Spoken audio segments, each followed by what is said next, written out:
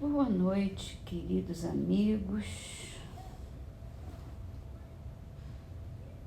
Começando com a Agenda Cristã. Foi um livro editado por André Luiz sob a psicografia de Chico Xavier. Previna-se. Analise sua firmeza para que não se transforme em petrificação.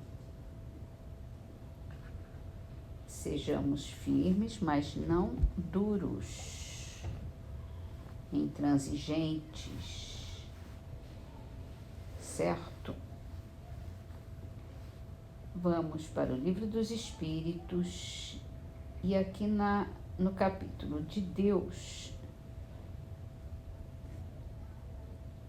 temos um novo item sobre o panteísmo, em que se atribui a Deus a natureza. Na verdade, a natureza, os fenômenos é que seriam considerados como Deus, como uma divindade.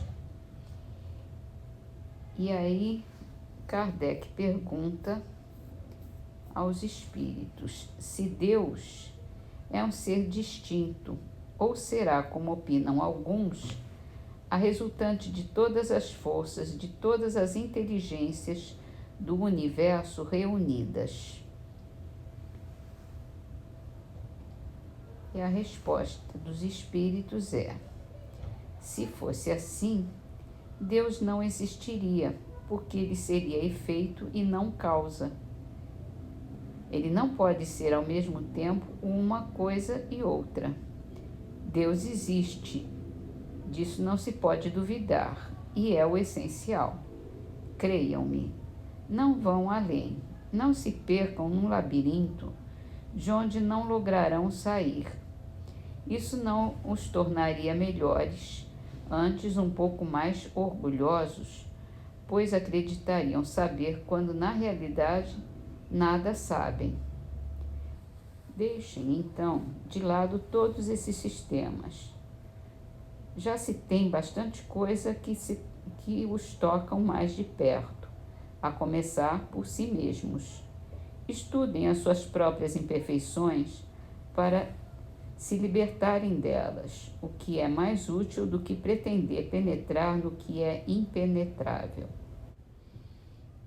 Vamos evoluir um pouquinho para conseguir entender melhor, para começar a inventar ideia, né?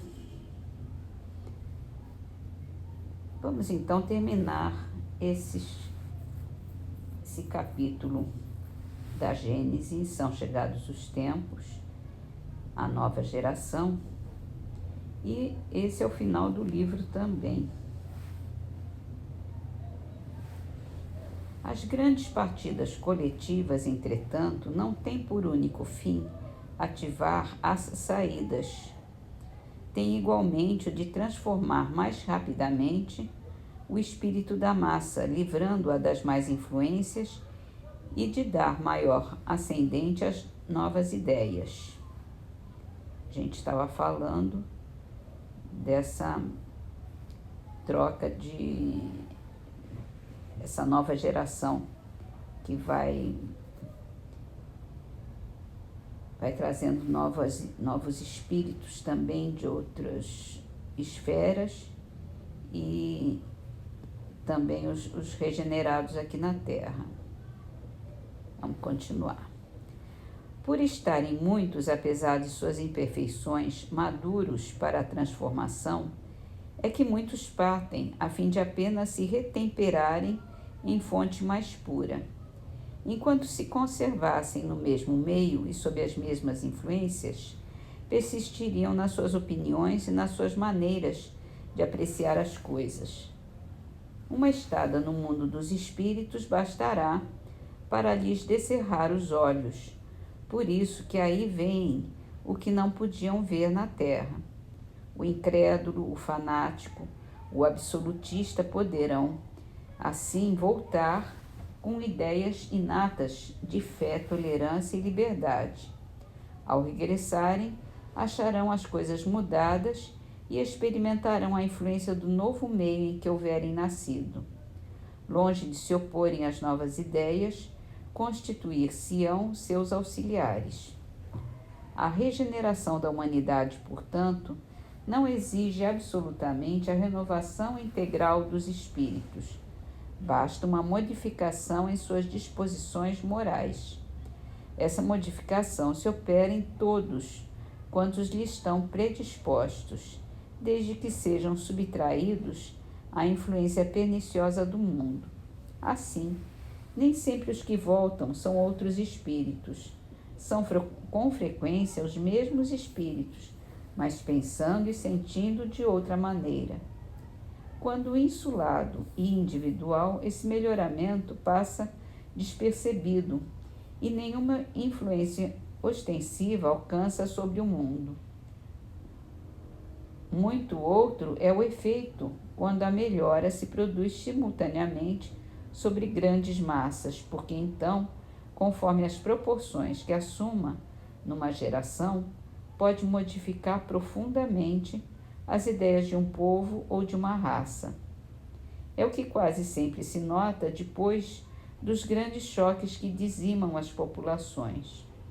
Os flagelos destruidores apenas destroem corpos, não atingem o espírito, ativam o movimento de vai e vem entre o mundo corporal e o mundo espiritual, e, por consequência, o movimento progressivo dos espíritos encarnados e desencarnados.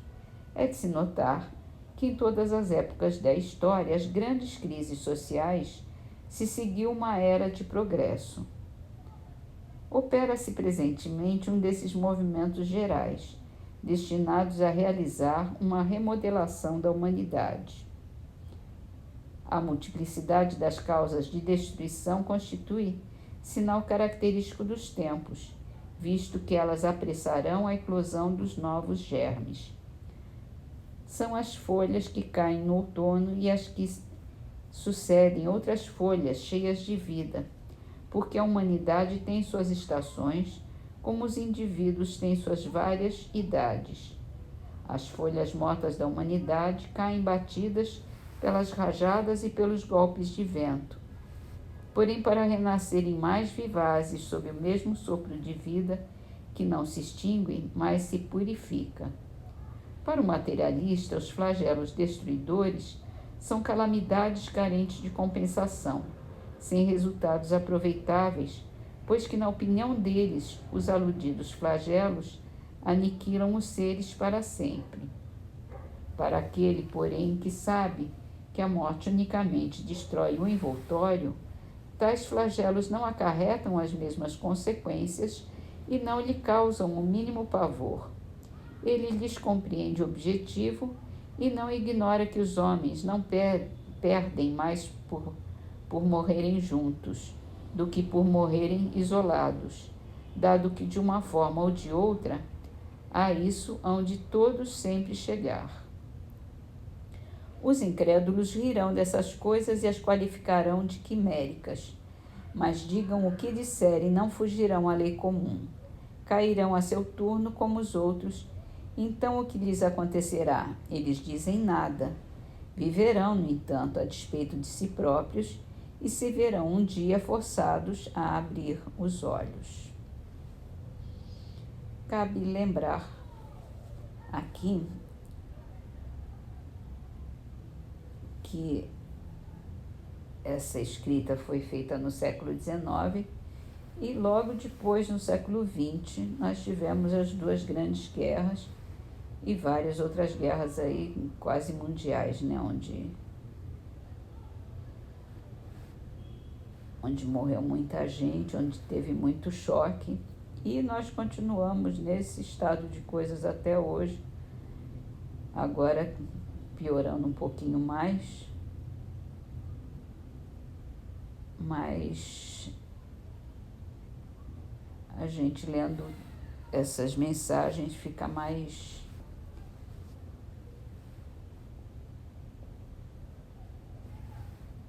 esperançosos, né, para o futuro, para um futuro melhor. Então, assim, nós acabamos de ler a Gênese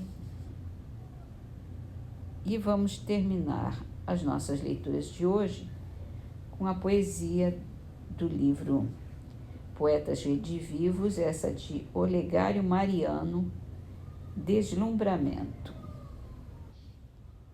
Além, etéreo lume em festa se desata, de irisário esplendor o universo se anima.